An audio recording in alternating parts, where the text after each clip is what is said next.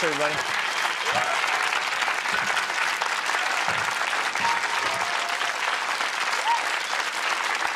Thanks. The unexamined life is not worth living. Socrates said that over 2,000 years ago, and I agree with him. I would just add, man. The unexamined life is not worth living, man. Because that hits me here. But when you do examine life, can you go too far? How much is too much, man? That's the question I had to ask myself recently. Because in examining my life, I got carried away.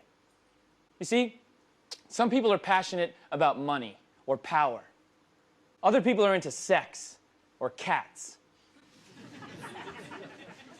While I like 3 of those things, my passion is for something less tangible. I love figuring things out. The process of exploring a possibility to discover something new, that's my passion. That's a simple pleasure I've enjoyed since I was a kid. But recently, things got complicated. That's what I want to talk about tonight. This is a story about what happens when one man's obsessive analytical mind goes too far and turns on itself. My story starts with one little word, if, and one medium-sized person, I. If I, the statement. If implying possibility. I implying Demetri.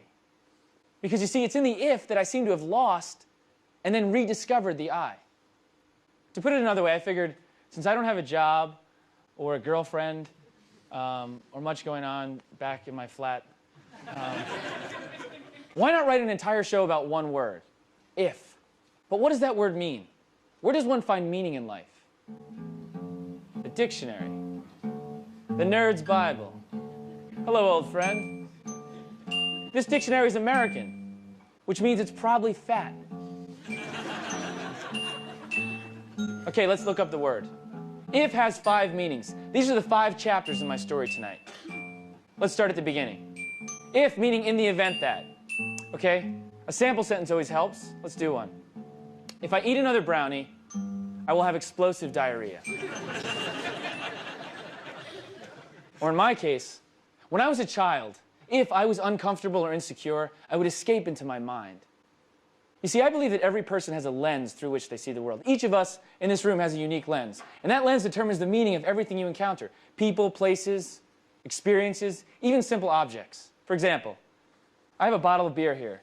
This is a bottle of Rolling Rock beer, an American beer that you might find in a bar or the linen closet of a depressed housewife. But it's more than that depending upon your lens. An artist might look at this and see something green that's lit from the front and the sides. An ad executive might look at it and see the centerpiece of a billboard.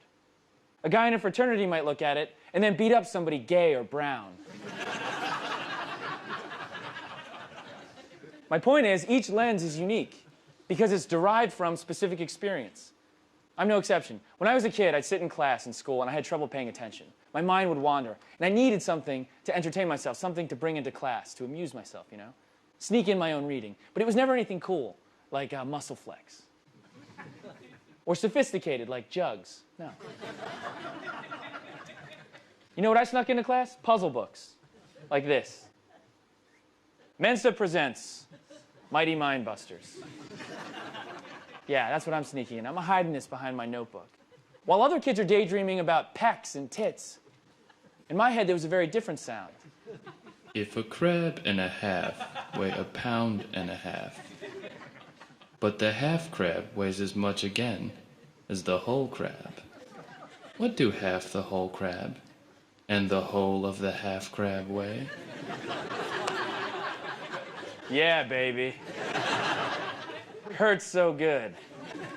I had a pile of these books, obnoxious titles. Games for the super intelligent. Brain Workout. Brain Workout 4. I can't even remember all the titles. I think one of them was, I'm smart, how can I prove it? 5. And I would toil over these problems. When I got one right, I would be like, yes, I am smart. These other idiots don't know how much the crabs weigh. But I do, because I just spent Saturday working it out. I matter. See, that was a way to feel validated. As a kid, you have definite problems in front of you with definite answers in the back. You look it up, banana. Yeah, I'm right, definitely, cool. I'm better than I was this morning. I progress. Besides, I had a plan. 11 years old, I figured it out. Career, corporate lawyer. Done, check, what's for lunch? I just knew where I was headed. Class, yeah, whatever, teacher. I got my little puzzles, I'm gonna do my own thing. A cowboy of academics on the edge. Besides, look, other things may have contributed. I wasn't athletic. I was on the church basketball team. But that was because I was Greek and had legs. And ladies, the chicks didn't get what I was about, despite my performance on the math team. Ladies, that's cool squared. Sounds even worse now. Whatever the reason, I spent a lot of time as a kid doing these puzzle books. And it came to shape the way I see the world. So now as an adult, I see the world in those terms. For example, to me, a phone number is always a sentence or an equation. Like my friend Becky. Her number is 971-1181, which is 9 minus 7 quantity times 1 equals 11 minus quantity 8 plus 1. If we do a little work, we see her number is just 2 equals 2. That's much simpler. Or my friend Michael. If you look at the numbers on a telephone, the letters that go with them make this sentence out of his number. Oh, or okay. Oh, ZK? What does it mean? I don't know. He doesn't know, but that's how we start every conversation. Even when I walk down the street, things look a little different. The signs, the letters dance around. It's like it becomes a little puzzle for me. So say Mobil, the gas station, becomes Limbo. Starbucks becomes Rack's Bust. Carphone Warehouse. Ah, one sour crap. Wee. And when I meet somebody, if I meet you for the first time, you tell me your name, I spell it, immediately it's spelled in the air. And then I try to rearrange the letters, see if I can get something out of it. Say I meet a girl. Denise Houston. Good to meet you. Demetri. Denise, how do you spell your name? That's what I thought. Denise, are you aware that the letters in your name also spell, she not snide, ow? Not the coolest way to meet a lady, which unfortunately usually makes Demetri Martin mired trite man. And I get frustrated. And I just want to say, darn it, merit me. It's cool though. I know that someday I'll meet the right lady. I'll rearrange the letters in her name, and it will make Trim TNA ride me. But I digress. I just feel like there's a parallel world right in front of us that's revealed with a small shift in perspective. Like sometimes when I look at a donut, it looks like a 0. It's like it's saying, this is how many of me you should eat. But then other times I see a bunch of donuts in a row, and it looks like it says, ooh, eat all of us. Then I do, and there's one left, and it says, oh. Not cool, fatty. I don't own a poncho. I don't have a poncho. But if somebody says to me, do you have a poncho? I don't say no, I say, not right now. Because I do have a blanket and scissors. At any moment, I am 4 minutes from a poncho. If you wait here, I will be back with a serape made out of a comforter in 4 minutes. Even this bottle of beer, this simple object, when I look at this, what I see are words printed all over it. In the design, and the warning on the side, and the message on the back. And I start to wonder, is there more meaning on this simple object than appears at first glance? What if somebody took every word off this bottle and rearranged them? Could it reveal more meaning about beer and bars, people who drink beer a lot? That's what I did. I took every word off this. It's the first poem in your program tonight. It's every word off of this bottle in a different order. If you haven't read it, you don't have to read it now. Read it after the show and think of me in a bar. Alone. Uncomfortable, insecure, completely lost in my mind. Which raises the question, why? Why would a guy sit down with a napkin and a pen, a bottle of beer, and write rolling, rolling, enjoyment, taste, beer? The answer lies in the second meaning of the word if. If meaning although possibly, even though. Okay? Sample sentence. She was an enchanting, if toothless woman.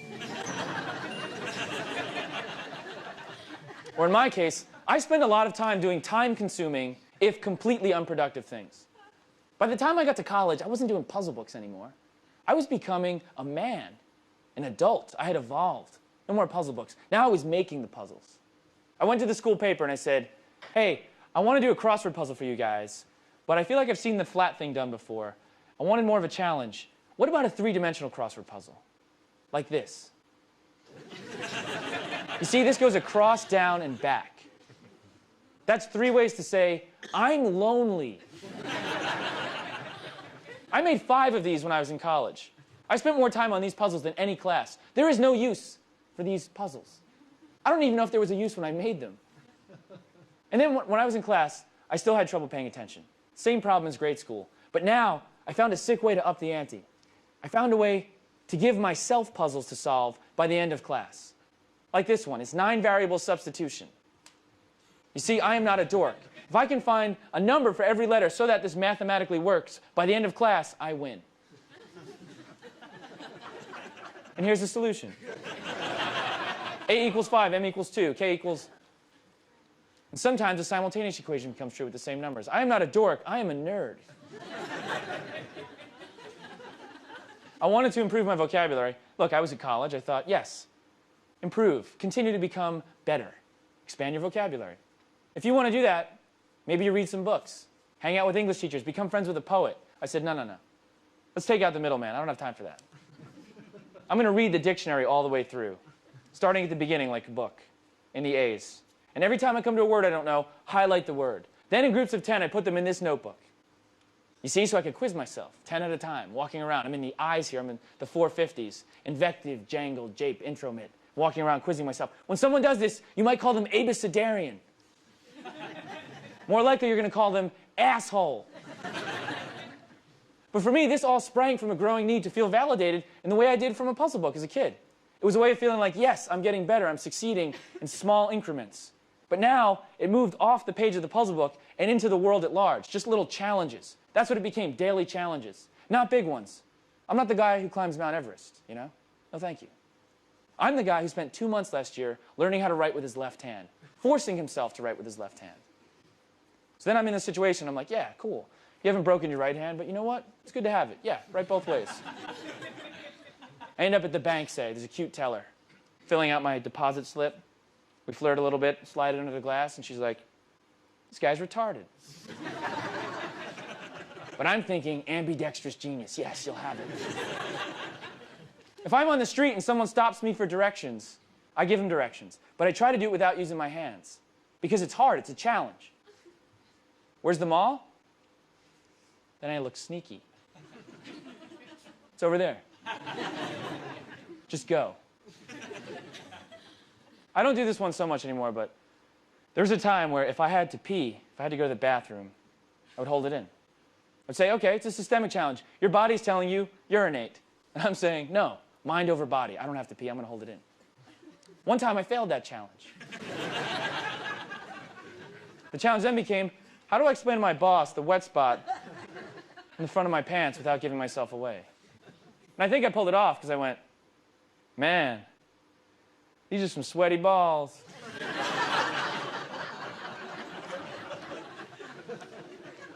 When you do this over time, daily self-imposed hurdles, every day, you develop what I call a number of useless talents.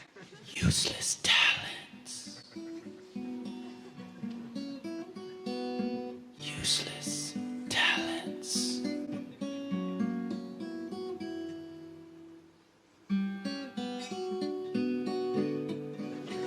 Useless. Things that are not important. Useless talents.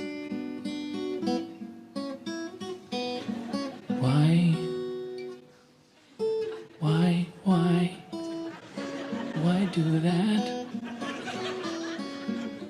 Why? You could be doing something productive. Why? Useless talents. Useless. Why?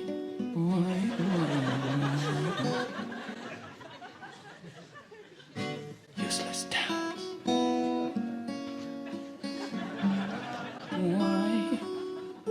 Why spend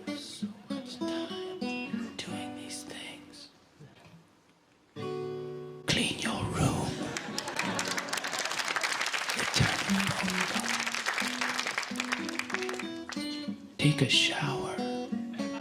Why? Useless talent. Useless talent. Hurry, hurry, hurry. Try. Practice. Do it. Go. Good for you. Yeah, yeah. Hurry. Why? You are not an idiot. Useless talent.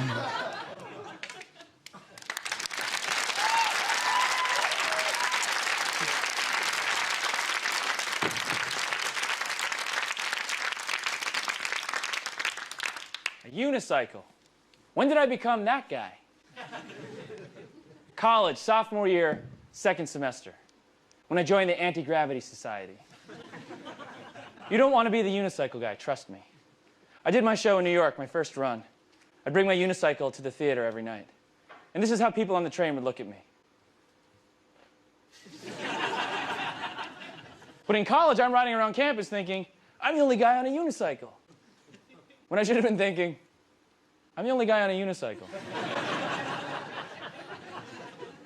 But I thought, yes, you're different, you're special. Yes, you've bruised your balls a few times, but you're different. Now I'm older, look, I'm a little wiser. I'm still obsessed with challenges, I can't change that, but they're more creative. Painting, music, sewing. I made these for the show, and I think the ass is crooked, am I right? It's okay. Most recently, I took up photography. I feel like, it provides a literal lens. And I'm not saying I'm a great photographer, but I feel like I have potential, and I want to show you guys some photos I took. This is what I'm talking about. I call this society over there. Men and women, what's the hurry in that direction? This is a fruit stand devoid of color. I say to the viewer, figure out what kind of fruit it is based on the shape, mofo. This is a portrait of a pig, much later. I was at a party, there was a guy offering people milk duds, this candy back home that's popular. Out of nowhere, unsolicited. Hey man, you want a dud? You want a dud? I was like, whoa, where's my camera? Photo op, bam, look at that, framed nicely, foot and everything. Most people, if they even shoot a balance beam, are gonna go this way. Well, I took this sucker long ways. We call that perspective in the biz.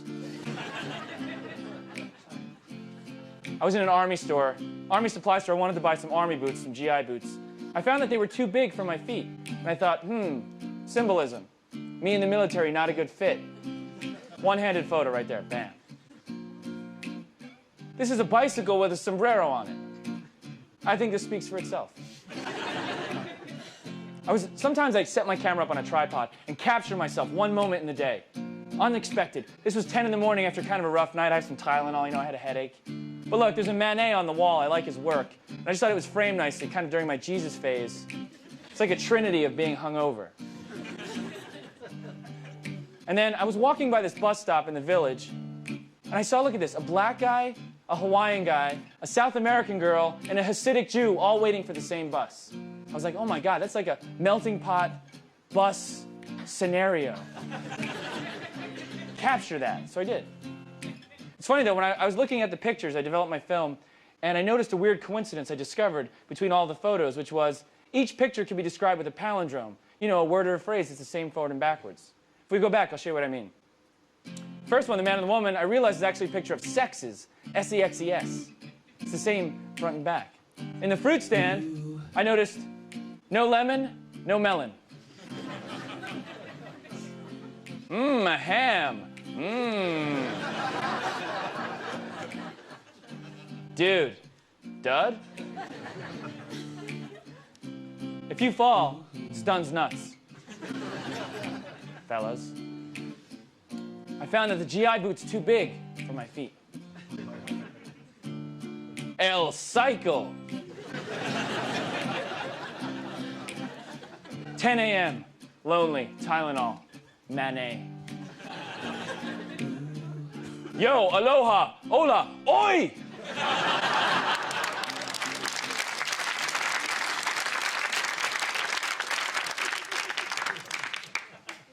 I'm not a photographer. I'm a guy who's obsessed with palindromes. To give you an idea what I'm talking about, here's one of my notebooks. One ride on the subway yielded this in one of my notebooks. This is me working it out. Yeah, you see, I'm figuring them out. When I come up with a good one, I put a box around it so I can use the palindrome later for something. Red nuts at fist under. That's a keeper. Wow, one man's tit. Oh, got its name now. Ow. Shakespeare for the retarded? I don't know what that is. Tony H, why not? Okay, what does this lead to? All this work. The crown jewel in my kingdom of useless talents. A 224-word palindrome. The whole thing is the same forward and backwards by letter. It's the second poem in your program tonight. About an alcoholic mailman, kind of. Right in the middle. If I, the show itself, a tiny palindrome. In the middle of the big palindrome, in the middle of the show, all woven together. And it doesn't make me any cooler. It makes me a guy who spent a lot of time doing something wildly unproductive. Which brings me to the third meaning of the word if. If meaning whether. Okay, sample sentence. The small, hairy man wondered if it was wise to wear the tank top. In my case, I started to wonder if I couldn't deconstruct anything with a little bit of analysis. The satisfaction I was getting as a kid from puzzle books, from someone else's problems, and then from my own little puzzles. Did I need that? The challenges and everything? Couldn't I just derive the game or the puzzle from things just by looking at simple things and finding it within? And then things started to emerge, like swimming.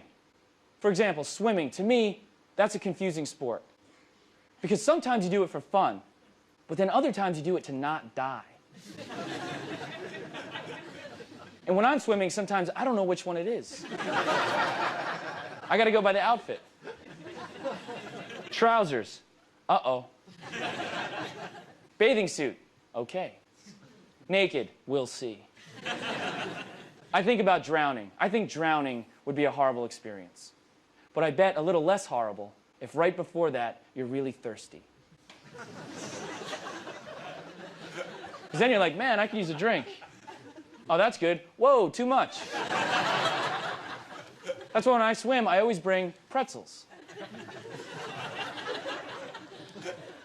I think the worst time to have a heart attack is during a game of charades. Especially if your teammates are bad guessers. I was at a party, I saw a guy wearing a leather jacket, and I thought, that is cool. 10 minutes later, I saw a guy wearing a leather vest. I thought, that is not cool. And that's when I realized that cool is all about leather sleeves. I like fruit baskets. A fruit basket enables you to mail somebody fruit without appearing insane. If you just mail somebody some apples, they're like, what the hell is this? But if you put those apples in a basket, they're like, this is nice. I keep a lighter on me at all times, you know, in my back pocket. I'm not a smoker. I just really like certain songs.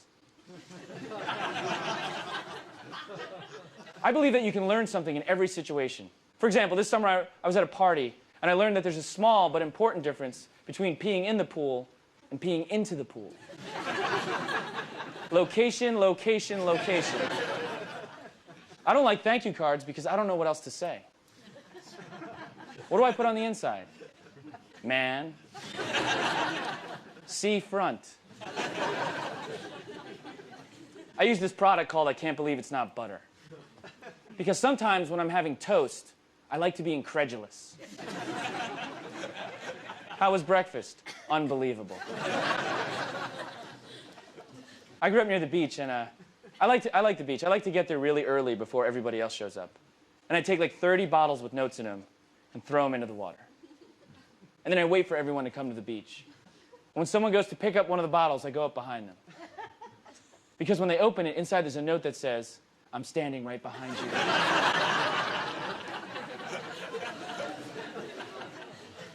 You see, to me, this was a self-contained enjoyment, little games that I was just finding every day, walking around the street, you know, just in a store, sitting on a train.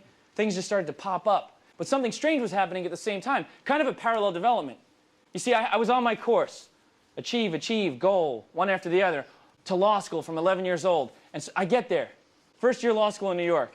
I arrive, and surprise, 1 week in, I hate it. It sucks. You have to understand, this was the plan. I'm the guy who's 12 years old, and people say, what do you want to be when you grow up? And I say, I don't know, either litigation or corporate mergers, I'm not quite sure. What a prick. But then I get there, and it's no good. Socratic method, that's what we have in American law schools. Socratic method, you come into class the first day of the semester, pick a seat. Surprise, that's your seat for the year. The professor has a seating chart, and you can just put your name in there and look down and say, Mr. Martin, state the facts in the case Bowers v. Hardwick, and just calls on you. Such a power play. I said, this is not for me. What am I going to do? I got to put this into terms I can understand, make it a game. And that's when word of the day started at my law school. Word of the day was, if you get called on, you have to use the word of the day in your answer in class. And I will give you the word of the day before class, right outside. So now, there's 110 of us in the class, and one professor. And there are 110 people waiting to hear the word bagel. And one guy who has no clue. So game on. One of the first words was arouse. Gave it to the class.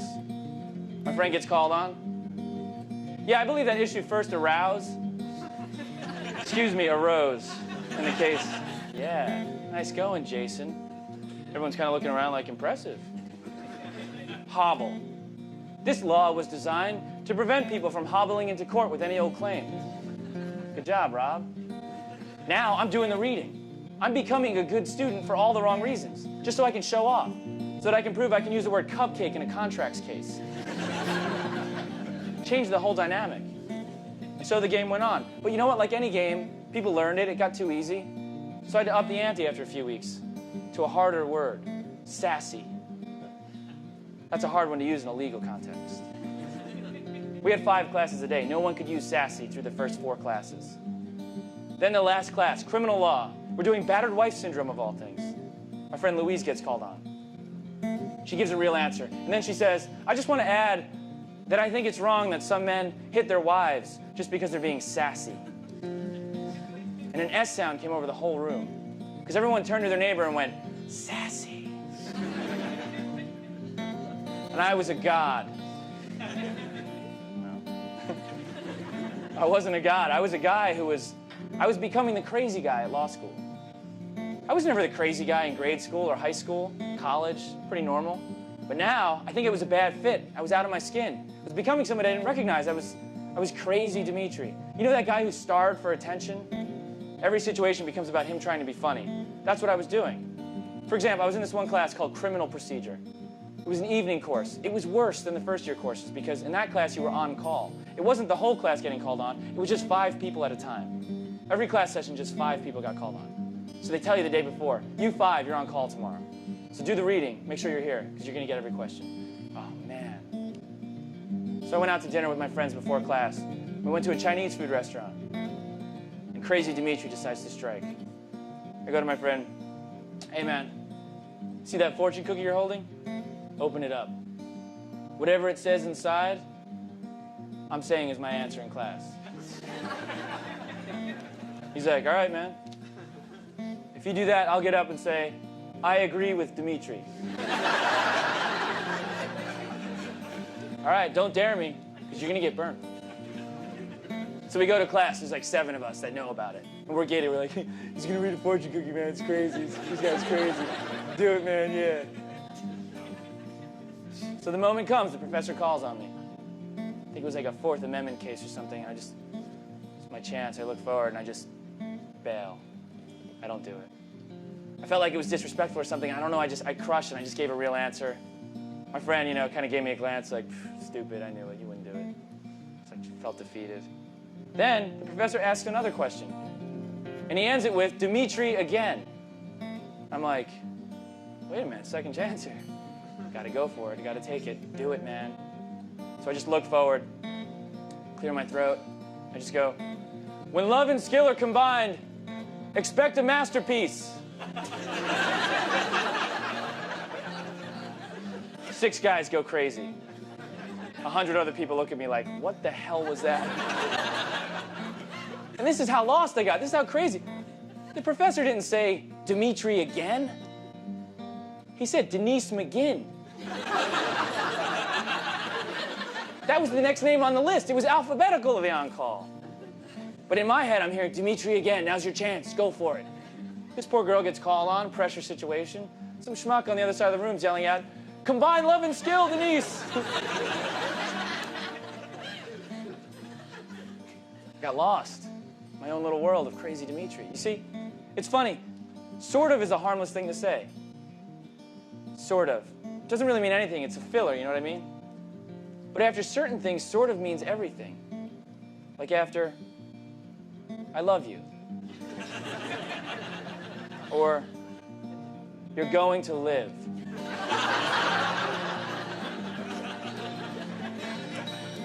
What I'm trying to say is I went to law school.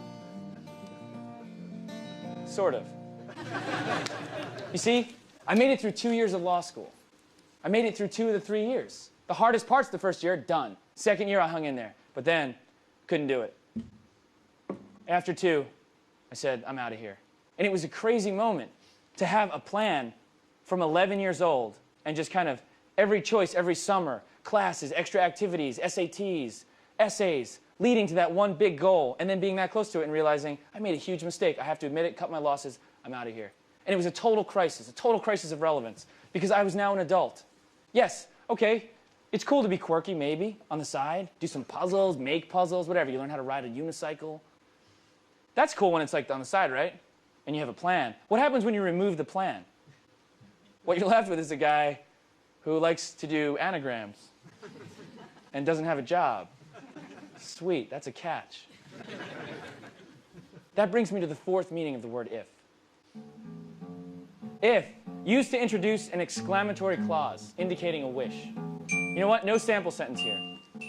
If I could just figure out my life. That's the point I'm getting to. That was the big question. That's what it all turned on. If I could just figure out my life. I realized I don't want to be some guy who has no purpose, no application. I mean, what am I going to be as an older guy? Creepy Uncle Demetri who's like, come here, I'll show you a coin trick, yeah. Is that my achievement? That I can like do something with a yo-yo? Oh no. And so I turned my analysis away from extraneous things, from irrelevance to time. I said, okay, I'm wasting a lot of this. I seem to have trouble managing it. Can I harness it? Can I use it better? And maybe will that lead me to being a more productive person? And this is when I had a breakthrough / breakdown. See, I found a way to make myself the puzzle. Finally, I became the puzzle to solve. A point system. I turned myself into a weekly point system. 7 categories. 5 points in each category. To be tallied every Sunday night. 35 points, maximum possible Demetri week situation. In an effort to get better. See, here are some of the categories. Body.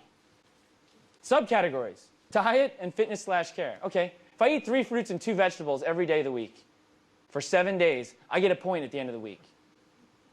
That means you ate better. Worked out for 3 days. If I did a leg workout, if I did crunches, whatever FB5 was, and floss 5 days a week, I get a point for that. It's a bitchy one, but I get a point at the end of the week. And even fancy stuff, I get variable here. I can run as many miles as I choose at the beginning of the week. I chose 10 this week. I ran 0. That's a 0-point body week. Not very good. Mind. Okay, I did a little better in this category this week. Read 2 books.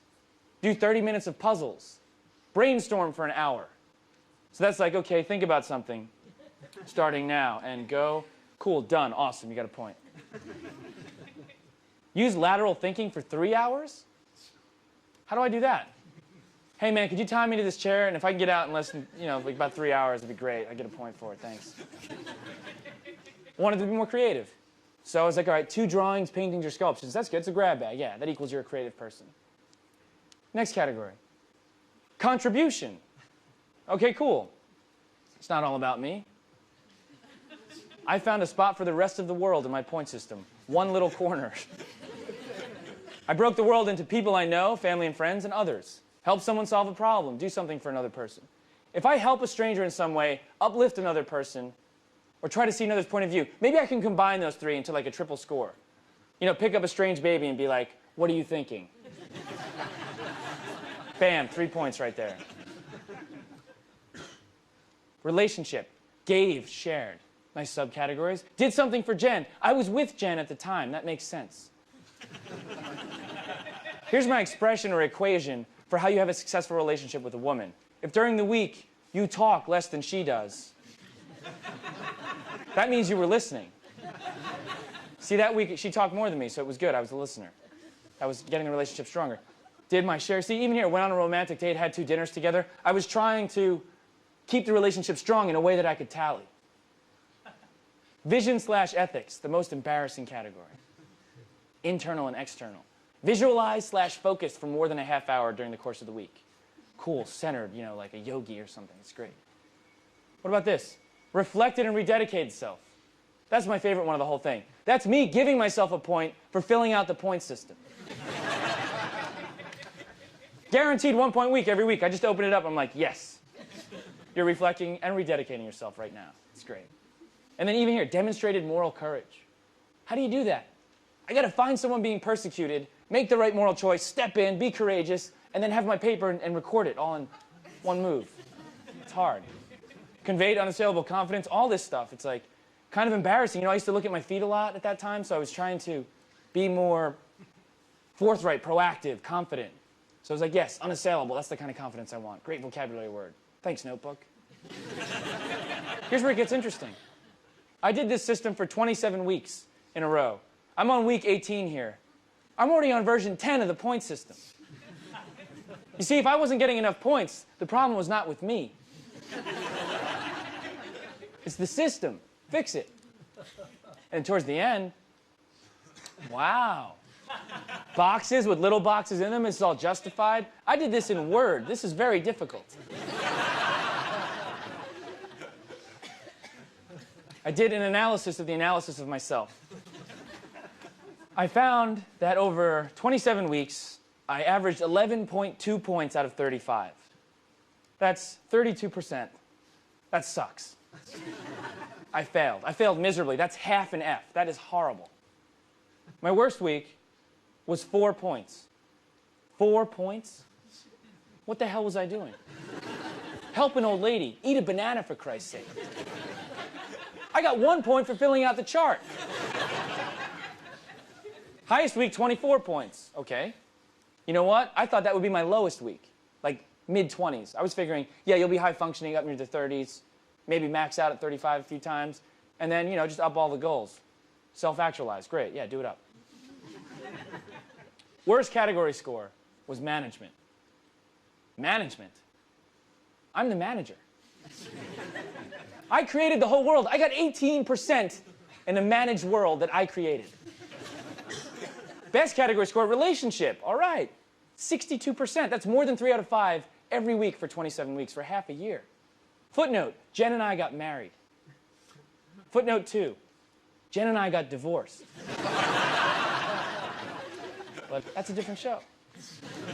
That's a longer, more complicated show, and the charts are really different and skewed. What do I learn from all this? What can I conclude from all this analysis? I have no fucking clue. I spent a half a year of my life doing this every week. I don't know. I honestly don't know. You know, I look back on it and I realize my intentions were good. I was trying to become a better person. I was trying to methodically record what a better person would be for someone like me and what I could do every day, capturing every moment, trying to move towards that. But I failed pretty miserably. Now I look back and with a little bit of distance, I wonder, what was I going for? Like, who did I think I was going to become? What would the 35-point week have been like?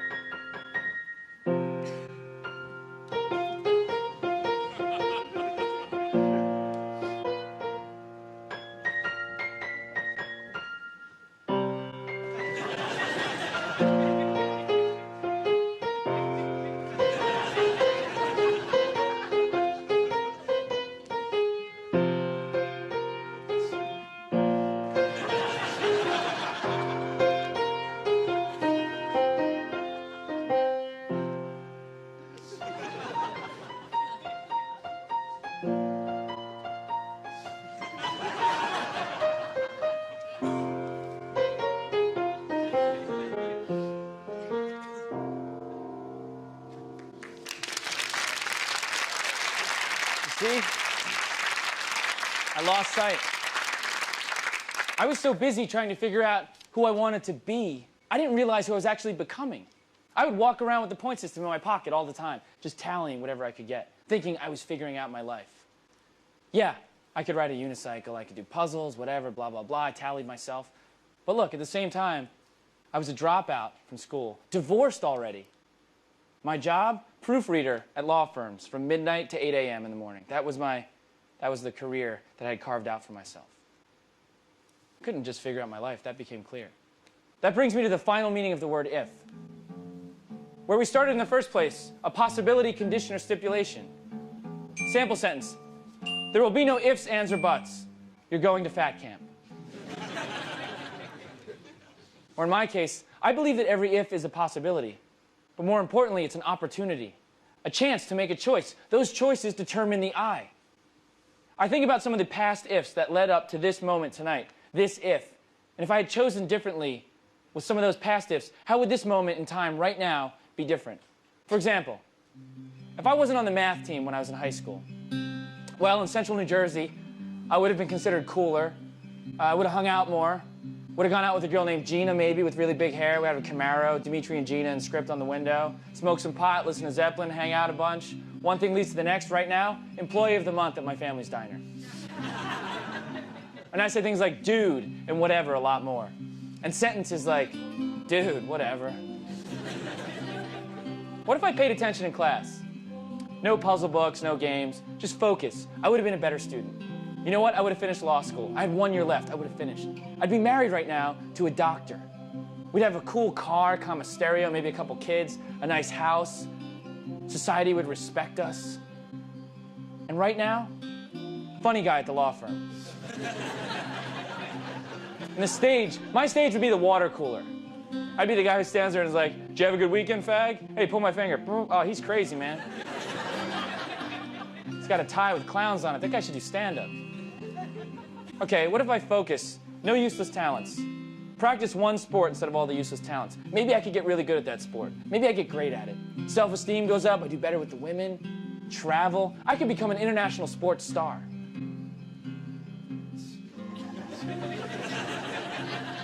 Traveling the world, signing paddles, having all kinds of headbands. I don't even know. It's a dream life. Okay, I'm not an athlete. Fine, maybe I'm not an athlete. I'm a nerd. Okay, I accept it. How about I apply that? Focus, develop some clarity. Contribute something to the world. Don't be so self-centered with the games and the puzzles. Maybe I could change the world.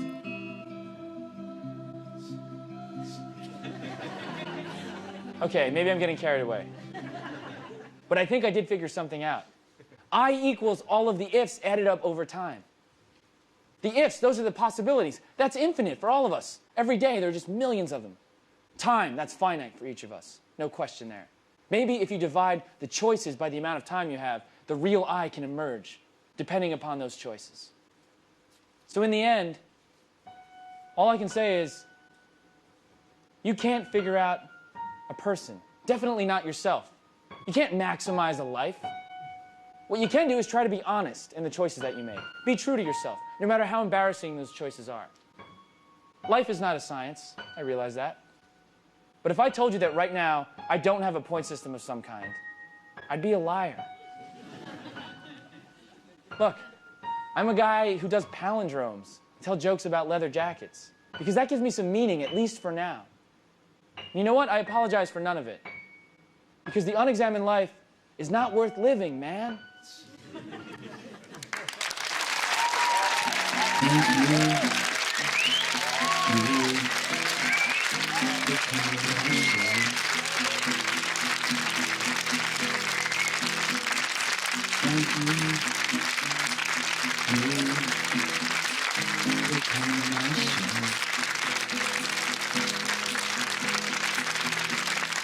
Thank you.